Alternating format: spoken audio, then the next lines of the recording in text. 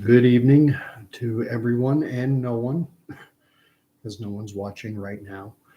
Once again, Gordon Causey coming live on Sunday, the 25th of September 2022, talking about monkeypox again. Haven't done a video for a few days, and there hasn't been much cause to, because there isn't a heck of a lot of reporting going on right now. Monkeypox seems to be fading into background noise, fading to black, as it were. And the numbers are all down substantially. Just going off directly off the CDC's own website, they're reporting, and I've linked it down below if you want to confirm. But for the week of for the week ending September 24th, they are providing partial data, meaning that these numbers will change. I'm assuming there are tests that they're still waiting on the results of those tests. And so these numbers in all likelihood will change. But as things stand right now for this 7-day period, again, ending on Saturday, September 24th, so far they've identified just 196 positive cases. And that's a huge drop from the week ending the 17th, when there were 967 reported cases. So from just under 1,000 to just under 200. So 500% decrease in cases, positive test results. However, as always, I will note that likewise the level of testing has also cratered by around 500%. Test positivity actually is up yet again. They're at 25% test positivity now versus 23% last week. Last week, for the week ending September 17th, they had done 4,573 tests, generating 967 positive results. This week, only 890 tests, generating 196 positive results. So I have to allow, as I've done in the past, that the extremely low level of testing could very well be the direct result of there being very little demand for testing. I believe that from the start, the only way to get tested is to go into a healthcare provider presenting symptoms consistent with monkeypox, and that the rash, inclusive of the rash, you could not get tested for monkeypox if you weren't displaying the lesions or the rash, whatever you want to call it. And so it could very well be that the reason the testing has gone down by 500% is because there's the number of people going in to be tested is likewise down by 500%. I don't discount the possibility that there are individuals going in with symptoms consistent with monkeypox who are not being tested. And the reason for that is bias on by healthcare providers. If someone goes in presenting symptoms consistent with monkeypox symptoms can mirror a number of other conditions, including herpes, shingles, and others.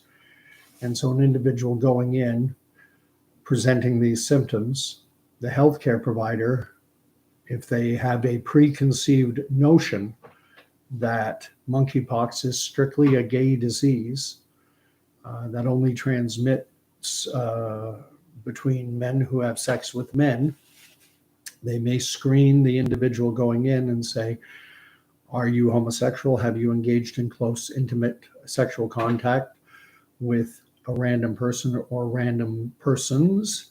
And if the person says no, then I imagine it's possible that they may not be tested for monkeypox. They'll be tested for something else.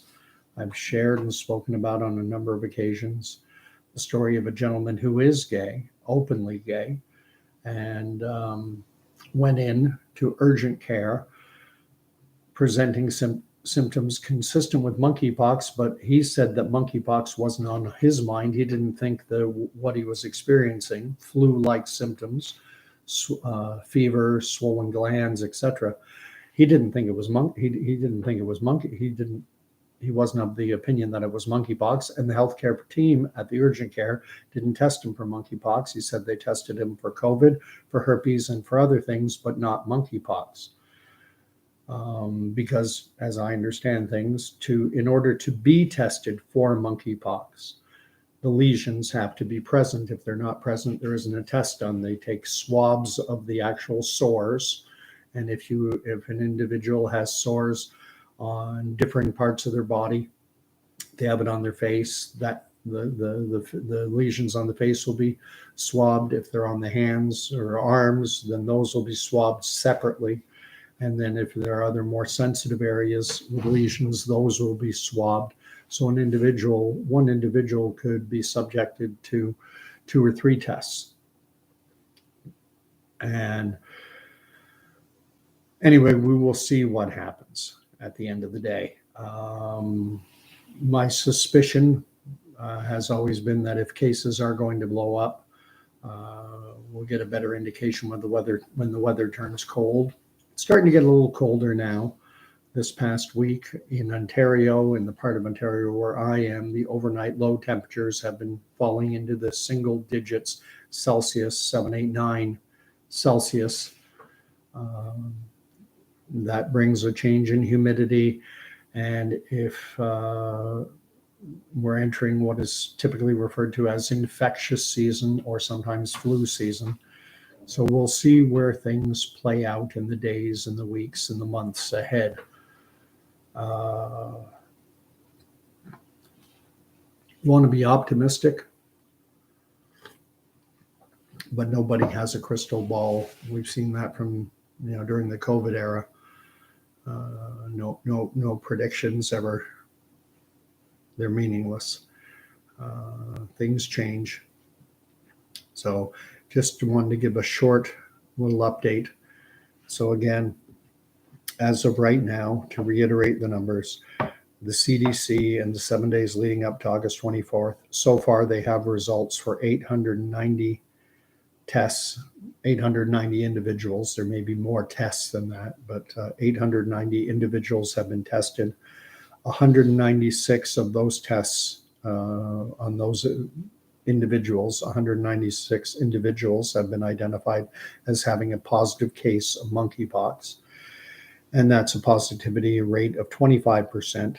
And that compares to last week when the positivity rate was 23%, but based on over 4,500 tests and nearly 1,000 confirmed positive cases in individuals.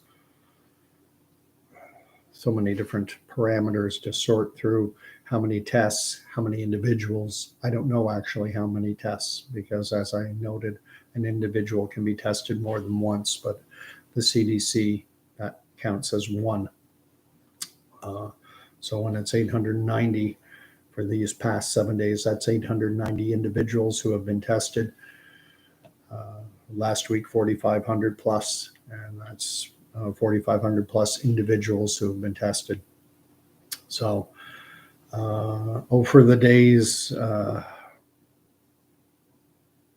before COVID came along, standard operating procedure was one of two things.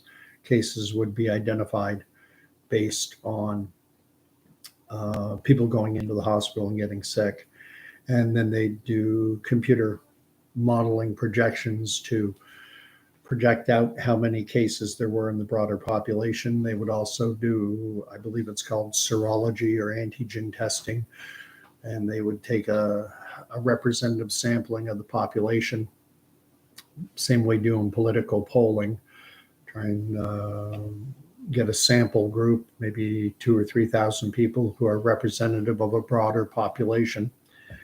and then conduct antigen testing to look for antibodies of a particular viral pathogen, and then basically extrapolating the numbers outward into the broader population to get a snapshot of how broadly influenza, for example, is spreading. Now, of course, we have wastewater data.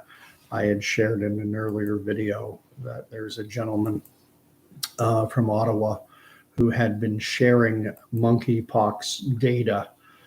Rob de la Tolla, professor of environmental engineering at University of Ottawa, and he's been involved in the tracking of wastewater for things like COVID and monkeypox. And he'd put out a tweet all the way back on September 12th, noting that at that point, so we're going back 2+ weeks ago now, or no, 2 weeks ago, he had noted that the wastewater signals for monkeypox had fallen right to the 0 line. So the wastewater was giving no indications of community infection with monkeypox in Ottawa specifically.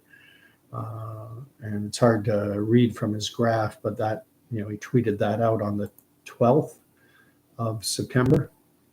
So the data would be up to or just prior to September the 12th. Now we're September 25th. Does that continue? I don't know. He hasn't tweeted out the results. Maybe he got into grief over tweeting that out because these numbers are not being publicly disseminated. I only found out about his numbers being published to Twitter from a CBC News article. And I was going to quote one other article, and I've linked it below, from a CBC News article. And I found it interesting because I have a somewhat low opinion of the CBC, but this article actually I thought was fairly balanced because it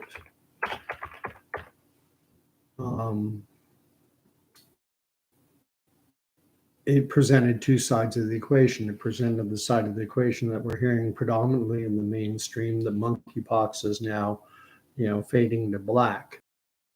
Nothing to worry about now. Bravo to the gay community for, getting this under control, et cetera, et cetera. That's one narrative, but they published a story, and in it includes this, but other scientists warn monkeypox will remain a global threat with future outbreaks a near certainty. And as a growing number of human hosts offer the virus more chances to multiply and mutate, there's a chance it could evolve in ways that might make it more transmissible and tougher to tackle in the years ahead.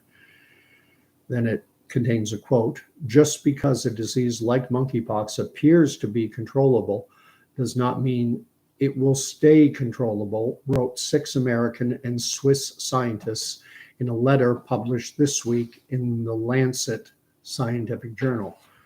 And the Lancet is typically regarded as one of the top tier medical journals in the world, maybe even the top.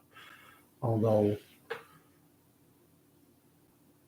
now I've got Kevin Duong writing, "The future outbreaks parts are what captured my attention." Will we have outbreaks in the future? Will we not? You need a crystal ball. Time will tell. I hope not. I'd like to see things get as close back to normal as is possible. There's talk that Canada, this country, may finally do away with the last remaining vestiges of the COVID restriction era. Restrictions gone at the border, which would mean that I'll no longer be a prisoner in my own country. That they're going to do away with this Arrive Ken app. And all of this, I don't think, can happen quickly enough, because as we enter into flu season or infectious season, I at least see the potential for COVID cases to go up, for influenza cases to emerge, for monkeypox, maybe, or if not monkeypox, maybe it'll be polio or Langya-Hanipa or Marburg or goodness knows what else, hemorrhagic fevers, who knows? And that leads to the potential for, changing gears yet again. Tired of changing gears. I want to go back to the way things were in 2019 and years previous, where yes, people get sick. Yes, it's tragic. Some people do die. It happens. But we can't sanitize the world. We can't eliminate all harm. If we try and eliminate all harm, we end up doing more damage, which is what we saw over the past 2 years. Tried to eliminate COVID. At least that was the stated intention of all the measures. The stated intention was to significantly reduce, if not eliminate, COVID. And it was a miserable failure. Cases go up, cases go down, cases go up, cases go down. There's no ending to it. And people losing their jobs, their livelihood, their savings, their homes. And, and that's what's led so many to believe that this is all part of an ulterior agenda centered on this World Economic Forum Great Reset. Klaus Schwab and his minions like Yuval Noah Harari referring to human beings as being nothing more than hackable animals with no soul, and that, we can replace natural selection, which he regards as Yuval Noah Harari, he regards natural selection, Darwin's theories on the origins of species, he regards these as laws as opposed to theories. They've never been proven. No one's ever proved evolution, ever. And yet it's accepted by people like this Harari as being a law, and it's a theory. It's always been a theory. No one knows. No one's been able to prove the origins of species. No one's been able to prove that you can take a bunch of single-celled organisms and that they'll evolve into higher, more complex creatures. And no one has been able to determine how those single-celled organisms originated. The concept of spontaneous generation, where lifeless matter all of a sudden magically with pixie dust or something animates and becomes alive. They've tried for centuries to replicate that, to have that happen, and it's never worked. We've come to the scientific law that only life begats life. And no science has been able to contradict those findings, going back to Louis Pasteur. For over 100 years, that's been the accepted law on the origins of life, is that only life can create life. Since you mentioned Klaus and Harari, tonight, Italy is electing the first woman prime minister, and the USA is coming up. Do you think the CBC article is a double talk for upcoming events? Anything's possible. Anything is possible. They call it's programming. I refer to the news as programming, and they call it programming too. And it basically is telling us what should be on our minds, what we're supposed to be discussing, what's important. And, what I find curious is the whole notion that this woman who's being elected prime minister, I haven't read too much on it, but she's being identified as a far-right extremist. Everyone right now is the mainstream media is programming us to regard anything on the right-hand side of the political spectrum as being far-right and extremist. Nothing's ever said about the far-left extremists. And a point that I think is sadly missed by a lot of people is the fact that when you look at the political spectrum and you get to the extreme left, my left, extreme right, that it forms something of a circle, and the two actually meet at the juncture of authoritarian boulevard. They come around, and the far right is typically seen as being big business, and far left is typically seen as being communist ownership of everything. At the end of the day, it boils down to authoritarianism and fascism. You get what ends up happening in fascist societies. Basically, what you have is what I'll call the corporate elite. Basically, have compliant governments doing their bidding for them. That's what happened in Germany and Franco's Spain. And elsewhere, the Peronists in Argentina. It's the uber wealthy elites who control the government apparatus, and for the average Joe and Jane citizen, you're under the thumb of a dictator, and that dictator can be Juan Perón, Franco in Spain, Mussolini in Italy, Hitler in Germany.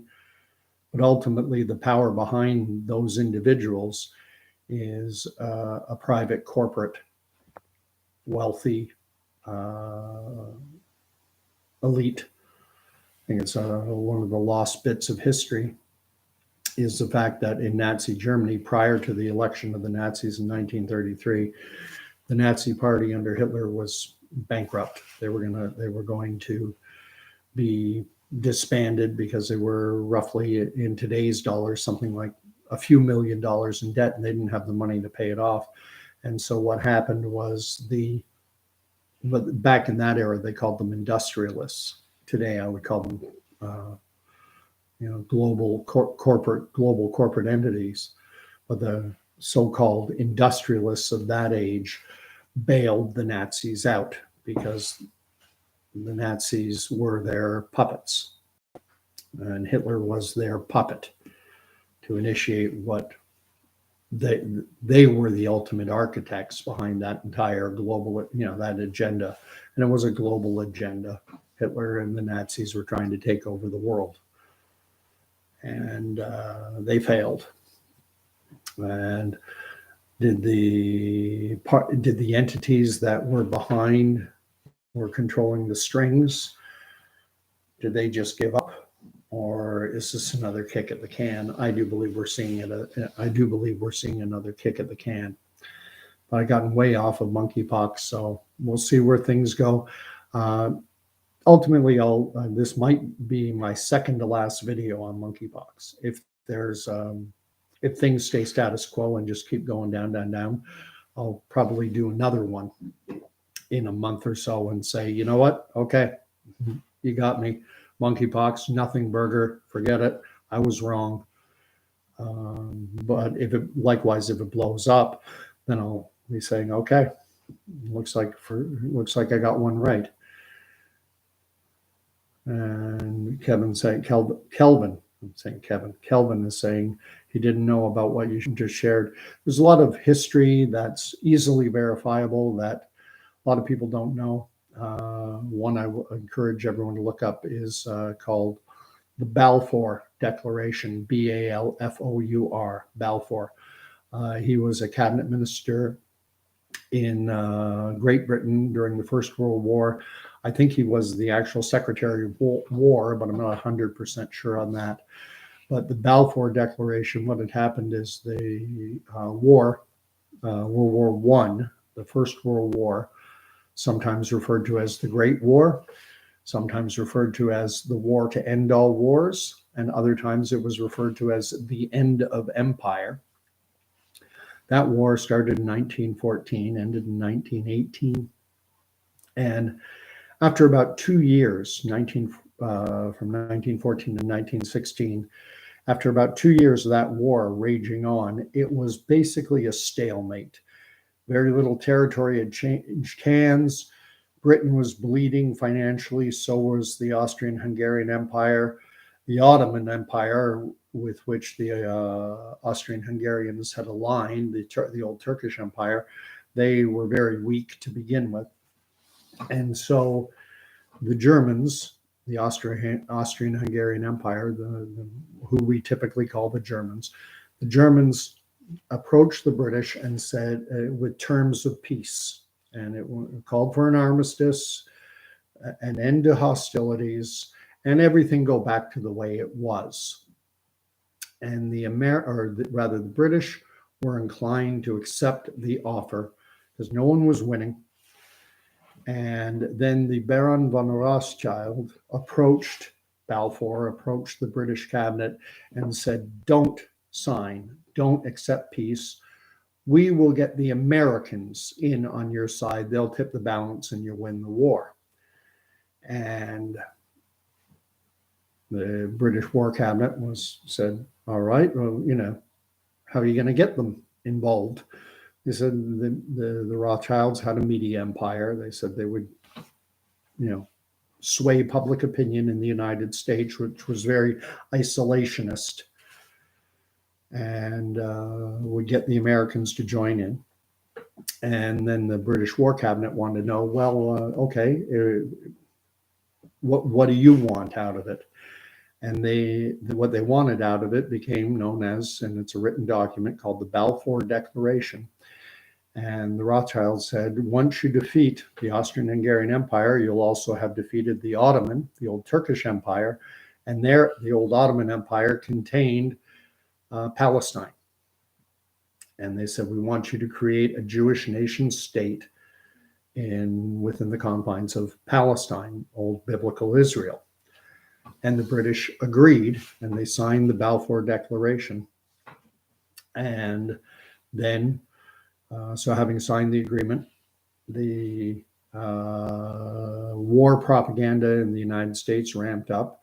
The Germans started to be referred to as the Huns, to conjure up images of Attila the Hun. Atrocity propaganda stories started to make their way into the press in the United States about these horrible Huns cutting off the hands of children in Belgium, and similar type stories. And that it had the desired effect in the United States. People were outraged, and the isolationist sentiment waned, and so the U.S. declared war on the Austrian-Hungarian Empire and their Ottoman allies, and they went in and they tipped the balance. The world's largest, I don't know if it was at that point the world's largest industrialized nation in terms of industry, but they were certainly up there. And it tipped the balance, and the Allied forces, Britain, France, the United States, won that war. And so now Palestine was under British rule. However, the British ultimately reneged on their deal, and they did not establish a Jewish nation state. Rather, what they created was it was referred to as British mandated Palestine. This is all easily verifiable historical fact. And then it was at the end of World War II that, and I believe it was the World Jewish Congress, called on every Jewish person able to come back to what was then called British mandated Palestine, to inundate it, come flooding back to the Jewish homeland. So where Jews had not existed in significant numbers for 2,000 odd years since the Jewish diaspora after the Roman conquest in about 70 AD. So from 70 AD until 1948-ish, well, not 1948, because that's when Israel was created, but around 1945, Jews started pouring in, and it created conflict between the Arab inhabitants and the new Jewish emigres. And there was an organization, you can look this up as well, Irgun, IRGUN. They were the the United Nations referred to them as a terrorist organization. They started murdering British soldiers and engaging in other acts that had them branded a terrorist organization. And then ultimately they bombed. They blew up the King David Hotel, and resulting in the deaths of men, women, and children. And I believe that was the kind of the straw that broke the camel's back, and the British finally relented and said, "Okay, we'll create a Jewish nation state." And shortly thereafter, Israel was born, or if you like, reborn, for the first time since, well, before the Roman invasion. That's a fact. It's fascinating history. You read about Masada and the Maccabean revolts. You know, the Judas Maccabeus, I think his name was, something like that, before the time of Christ. Judea, Jerusalem, enjoyed a brief period of autonomy before the Romans came in and occupied them. And then the Romans tried to basically be in charge, but allow the Jewish population to live out their lives. But then the Jews eventually revolted, and then in about 70 AD, that's when Jerusalem was once again burned to the ground. The second temple was destroyed. And then from that time, from AD 70 or 72, somewhere around there, sometime around AD 70 until 1948, the nation of Israel did not exist. It was part of the Ottoman Empire, then it became British mandated Palestine, and then in 1948, it's reestablished. So a bit of a long-winded history. I won't claim that I got everything perfect, so fact check anything I told you. This Balfour Declaration, the signatories involved.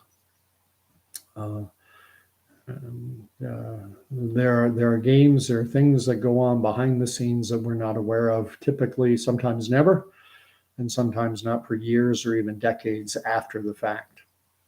So I would not be surprised I don't think I've ever spoken to anyone and mentioned the Balfour Declaration. No one's ever even heard of it. Should be taught in every history class, but it's not. Anyway, good night. And we'll see you what the coming weeks, days, weeks, months bring. God bless.